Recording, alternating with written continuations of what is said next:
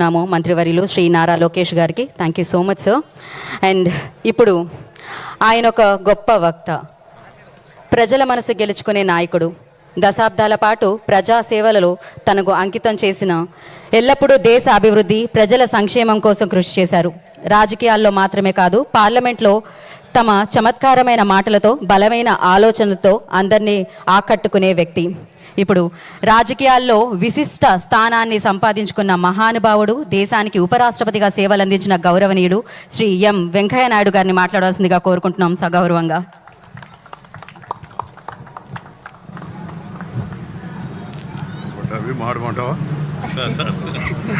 పట్టాభి అనుమతి తీసుకోవాలి మనమాట. ఈ విజయవాడ ఉత్సవంలో పాల్గొంటున్న అందరికీ నమస్కారాలు.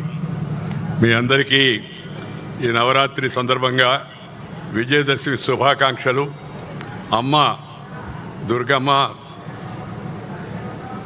మల్లేశ్వర స్వామి ఆశీస్సులు మనందరికీ ఉండాలని, అన్యాయాన్ని, అక్రమాన్ని, అత్యాచారాన్ని, అవినీతిని దునిమాడే యొక్క శక్తిని ప్రజలందరికీ, ప్రజలందరికీ, ప్రభుత్వాలకు ఇవ్వాలని నేను ఆ దుర్గమ్మను మల్లేశ్వర స్వామిని ప్రార్థిస్తున్నాను.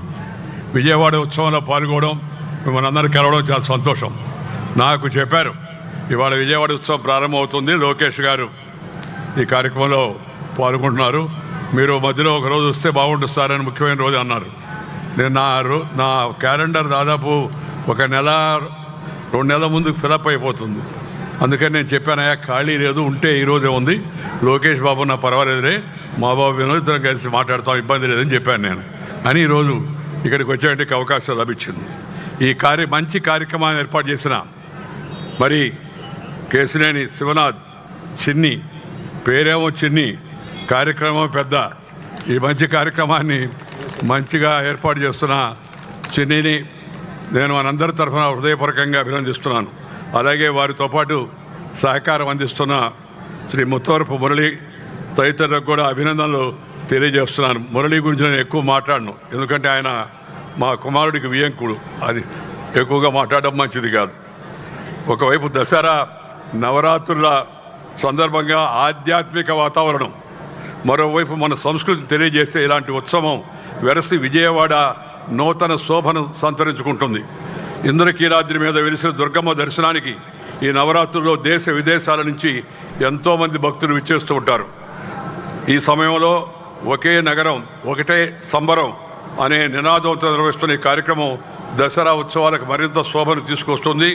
నిర్వహించడం చాలా సంతోషకరం అని చెప్పని నేను భావిస్తూ వారందరికీ కూడా అభినందనలు తెలియజేస్తాను. దాంతోపాటు నేను చూస్తున్నాను, ప్రముఖులు విజయవాడ నగరంలో చాలా కాలం నుంచి ప్రజాసేవలో తరిస్తున్న, వివిధ రంగాల్లో పేరు ప్రఖ్యాతులు కాస్తున్నట్టు పెద్దలను కొందరిని పిలిచి పైకి వాళ్ళని సన్మానించే మంచి కార్యక్రమం కూడా ఏర్పాటు చేశారు. చాలా సంతోషం. ఎప్పుడు కార్యక్రమాలు చేపట్టినా మంచి ఉద్దేశంతో, మంచి భావనతో, మంచి చేసే వాళ్ళని మనం గౌరవించుకుంటూ ముందుకు వెళ్లాల్సిన అవసరం ఉంది. కళా, సాహిత్యం, భాషా రంగాల్లో విశేషమైన చరిత్రకు సాక్ష్యంగా నిలిచిన విజయవాడ తెలుగువారి చరిత్రను మనకందరికీ కళ్ళకు కడుతుంది. 53లో డాక్టర్ తుమ్మలపల్లి హరినారాయణ పంతులు గారు స్థలం దానం ఇవ్వడం ద్వారా తుమ్మలపల్లి వారి క్షేత్రయ్య కళాక్షేత్రం నిర్మాణం ప్రారంభమైంది. దశాబ్దాలు చుట్టుపక్కల ప్రాంతానికి చెందిన వేలాది కళాకారుల ప్రదర్శనకు, కార్యక్రమాలకు ఇదొక చక్కని వేదిక అయింది. 2015లో నేను కేంద్ర మంత్రిగా ఉన్న సమయంలో ఈ కళాక్షేత్రం యొక్క చరిత్రను దృష్టిలో పెట్టుకుని ఆధునీకరణ కోసం 2 కోట్ల రూపాయల నిధులను విడుదల చేసిన విషయం కూడా నాకు ఇంకా బాగా గుర్తుంది. నేను కేంద్ర మంత్రిగా ఉన్నప్పుడు నా దృష్టిలో నేను చంద్రబాబు గారికి కూడా చెప్పాను, విజయవాడ, గుంటూరు, ఇప్పుడు మనం నిర్మాణం చేయబోయే అమరావతి, ఇవన్నీ కలిపి కూడా అమరావతే. ఎందుకంటే చారిత్రాత్మకమైన ప్రత్యేకమైన విభేదానికి ఉంది. ఒక రాజధాని విజయవంతం కావాలంటే ఎడ్యుకేషన్, ఎంటర్టైన్మెంట్, ఎంప్లాయ్మెంట్, ఈ ఆపర్చునిటీస్ లేకపోతే రాజధాని అభివృద్ధి చెందదు. అందువల్ల వాటిని దృష్టిలో పెట్టుకుని అటుపక్క గుంటూరు, ఇటుపక్క విజయవాడ, ఈ మధ్యలో కృష్ణమ్మ పక్కన ఈ అద్భుతమైన ఒక నగరం ఏర్పాటు చేస్తే చాలా బాగుంటుందని ఆ రోజు మేము భావించాం. ఆ కార్యక్రమాన్ని ఇవాళ ముఖ్యమంత్రి చంద్రబాబు నాయుడు గారు ముందుకు తీసుకెళ్తారు. చాలా సంతోషం. ఈ స్మార్ట్ సిటీలు అమృత నగరాల్లో అమరావతికి చోటు కల్పించడం జరిగింది నేను పట్టణాభివృద్ధి మంత్రిగా ఉండగా. అదేవిధంగా అమృత నగరాల్లో విజయవాడకు ప్రత్యేకంగా నిధులు కేటాయించడం జరిగింది. విజయవాడ వరద నీటి డ్రైనేజ్ కోసం 460 కోట్ల రూపాయలు మంజూరు చేశాం. ఇవే కాక జాతీయ విపత్తు స్పందన దళం NDRF కొండమలో మనం ఏర్పాటు చేసుకున్నాం. ప్లాస్టిక్ ఇంజనీరింగ్ అండ్ టెక్నాలజీ జాతీయ సూరంపల్లిలో ఏర్పాటు చేసుకున్నాం. School of planning and Vijayawada ప్రత్యేక దూరదర్శన్ కేంద్రం, రీజనల్ పాస్పోర్ట్ ఆఫీసు మనం ఇక్కడ రాజధాని ప్రాంతంలో ఏర్పాటు చేసుకుంటాం. విజయవాడ విమానాశ్రయాన్ని అంతర్జాతీయంగా తీర్చడంతో పాటు దాని టెర్మినల్ సామర్థ్యం పెంపుదల కూడా ఆ రోజే చేపట్టడం జరిగింది. రాబోయే రోజుల్లో అది మరింత అభివృద్ధి చెందుతున్న నమ్మకం నాకు ఉంది. ఎందుకంటే మన తెలుగువాడే రామ్మోహన్ నాయుడు వాళ్ళ విమానయాన మంత్రిగా ఉన్నాడు. అలాగే గుంటూరులో వ్యవసాయ విద్యాలయం, మంగళగిరిలో ఎయిమ్స్, మన యొక్క మెడికల్ ఇన్స్టిట్యూట్, ఇవన్నీ విజయవాడ, అమరావతి, గుంటూరు అభివృద్ధిని దృష్టిలో పెట్టుకుని చేసినవే. పౌరాణికంగా, చారిత్రకంగా ఎంతో ప్రసిద్ధి చెందిన విజయవాడ తరతరాలుగా తెలుగువారి భాషా సంస్కృతులకు రాజధాని, ప్రత్యేకించి దక్షిణాదిన వాణిజ్య రాజధానిగా విరాజిల్లింది. ఒకప్పుడు పత్రికలన్నీ ఇక్కడి నుంచే ప్రచురించబడేవి. రాజధాని అంటే ఆర్థిక రాజధాని విజయవాడ అని చెప్పేవాళ్ళు. అలాగే సాక్షాత్తు ఆది దంపతులు దుర్గా మల్లేశ్వర స్వరూపాలుగా ఇక్కడ వెలిసిన ఆ యొక్క ఆ భగవంతుల యొక్క స్వరూపంగా వచ్చినటువంటి వారికి కోరిన వారి కొంగు బంగారంగా వరాలను కురిపిస్తారని చెప్పే విశ్వాసం ప్రజలకు ఉంది. ప్రపంచం నలుమూల నుంచి లక్షల మంది భక్తులు ఏటా నవరాత్రి సమయంలో ఇక్కడ స్వామి అమ్మవారి దర్శన భాగ్యం కోసం, ఆశీస్సుల కోసం వస్తుంటారు. విజయాలను అందించే దుర్గమ్మగా ముగ్గురు అమ్మల మూలపటమ్మ వెలిసిన ఈ క్షేత్రం గురించి మహాభారతంలో ప్రస్తావన ఉంది. ఈ విజయవాడ క్షేత్రాన్ని గురించి మహాభారతంలో, ఎప్పటి మహాభారతం, సాక్షాత్తు అర్జునుడు ఇంద్రకీలాద్రి మీద తపస్సు చేసి పరమేశ్వరుని మెప్పించి పాశుపదాస్త్రాన్ని సాధించాడని పురాణం చెబుతుంది. విజయుడైన అర్జునుడి పేరిట ఈ నగరం విజయవాడ అయిందని చారిత్రాత్మక కొంతమంది చరిత్రకారులు చెప్పారు. బంగారు కాంతులతో కనకదుర్గమ్మ ప్రకాశిస్తూ కొలువైనందున ఇంద్రకీలాద్రిని కనకాచలంగా పిలుస్తారని కూడా మరొక చరిత్రకారులు రాశారు. దాంతోపాటు మల్లెలతో సాక్షాత్తు బ్రహ్మదేవుడు పరమశివుణ్ణి ఇక్కడ పూజించినందున శంకరుడు మల్లేశ్వరునిగా అనుగ్రహిస్తారని పురాణం మనకు చెబుతూ ఉంది. చారిత్రాత్మకంగా యుద్ధమల్లుని శాసనం, కొండవీడులోని మరో శాసనం ఈ నగరాన్ని బెదవాడగా పేర్కొనే ఆ శాసనంలోనే. ఏ విధంగా చూసినా విజయవాడ తెలుగువారి విజయాలకు నిలువెత్తు సాక్ష్యం. విష్ణు కుండినుల రాజధానిగా విష్ణు కుండినులు ఎప్పటివాళ్లు 3-4 శతాబ్దాల నాటి చరిత్రను మొఘల్ రాజపురం ఆలయాలు మనకి ఇస్తాయి. చైనా యాత్రికుడు Hiuen Tsang, Fahien Hiuen Tsang వచ్చి భారతదేశం చాలా గొప్పదని ఆ రోజుల్లో రాశారు. హ్యూయన్ సాంగ్ కూడా బెదవాడను సందర్శించి శాతవాహనుల చరిత్రను రాసినట్టుగా ఆధారాలు తెలియజేస్తా ఉన్నాయి. అనేక పత్రికలు ఇక్కడి నుంచి ప్రారంభమై తెలుగువారి వాడిని రుచి చూపించాయి. ఇక్కడ ప్రచురణ కేంద్రాలు పుస్తక రాజధానిగా విజయవాడను మార్చాయి. ఆంధ్రప్రభ దినపత్రిక ఇక్కడి నుంచే పునః ప్రారంభమైంది. ఆంధ్రజ్యోతి దినపత్రిక కూడా ఇక్కడే ప్రారంభమైంది. మరి ఆంధ్రపత్రిక చెన్నైలో ప్రారంభమై తర్వాత విజయవాడకు వచ్చింది. ఈ తొలి స్పీకర్ శ్రీ అయ్యదేవర కాళేశ్వరరావు గారు, శ్రీ టీవీ చలపతిరావు గారు, శ్రీ విశ్వనాథ సత్యనారాయణ గారు వంటి మహనీయులు ఎందరో ఈ నేలను పునీతం చేశారు. విశ్వనాథ సత్యనారాయణ గారు తెలుగువారి కీర్తి పతాకాన్ని ప్రపంచ అమరికపై రెపరెపలాడించిన ఎన్టీఆర్ గారు కూడా విజయవాడలో చదువుకున్నారనే విషయం కూడా మనందరం తెలుసుకోవాల్సి ఉంది. ఇక్కడి రామ్మోహన గ్రంథాలయం, హనుమంతరాయ గ్రంథాలయం తెలుగునాట జరిగిన స్వాతంత్ర ఉద్యమానికి సాక్ష్యాలుగా నిలిచాయి. స్వరాజ్య ఉద్యమ కాలంలో మహాత్మా గాంధీ 1919-46 మధ్య అనేక పర్యాయాలు విజయవాడను సందర్శించారు. ఇక్కడ గాంధీ కొండ ఆయన జీవితంలో అనేక అంశాలను మనకు తెలియజేస్తుంది. ఇలాంటి ఎన్నో విషయాలున్నాయి. ఇవన్నీ మన పిల్లలకు చెప్పవలసి ఉంది. ఈ చరిత్ర మన నవతరానికి, యువతరానికి, రాబోయే తరానికి అందించాల్సిన అవసరం ఎంత ఉంది. దాని నుంచి వాళ్ళు స్ఫూర్తి తీసుకోవాల్సిన అవసరం ఉంది. తెలుగు భాష సంస్కృతులకు పరివ్యాప్తికి కార్యక్రమాన్ని వేదికగా మలుచుకోవాల్సిన అవసరం ఉంది. ప్రతి ఒక్కరూ తమ కార్యక్రమాలకు పిల్లలతో కలిసి హాజరు కావాలా. ప్రపంచంలో భారతదేశానికి గుర్తింపు ఏంటో తెలుసా? మన సంస్కృతి, మన సాంప్రదాయం, మన కుటుంబ వ్యవస్థ. ఈ కుటుంబ వ్యవస్థను మనందరం రక్షించుకోవాలా. ప్రతి ఒక్కరూ కూడా తమ తమ కర్తవ్యాలను పూర్తిగా నిర్వహించాలా.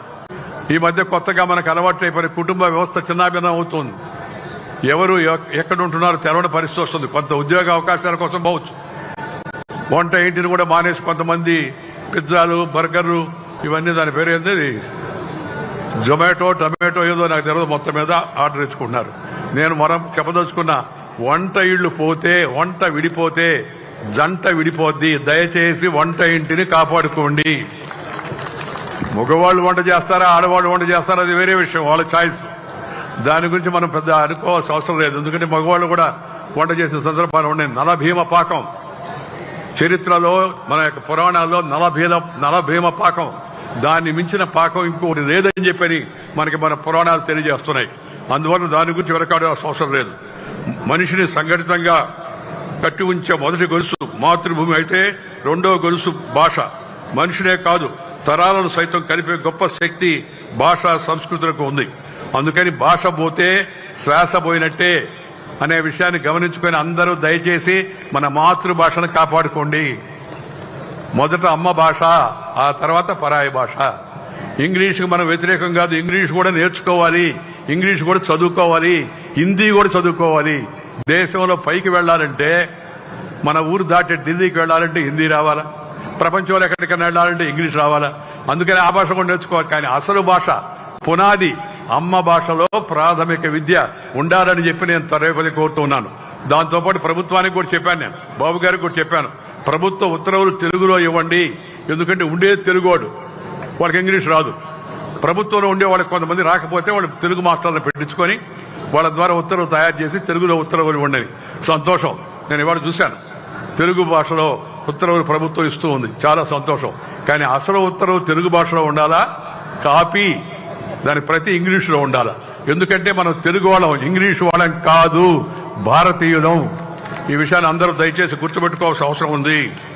కళలు, జీవన విధానాలు, విలువలు, సాంప్రదాయాలు, విశ్వాసాలు అన్నీ కూడా మన సంస్కృతిలో ఒక భాగమే. అందువలన ఈ ఉమ్మడి భాగస్వామ్యంతో నిర్వహించే కార్యక్రమం చాలా మంచిది.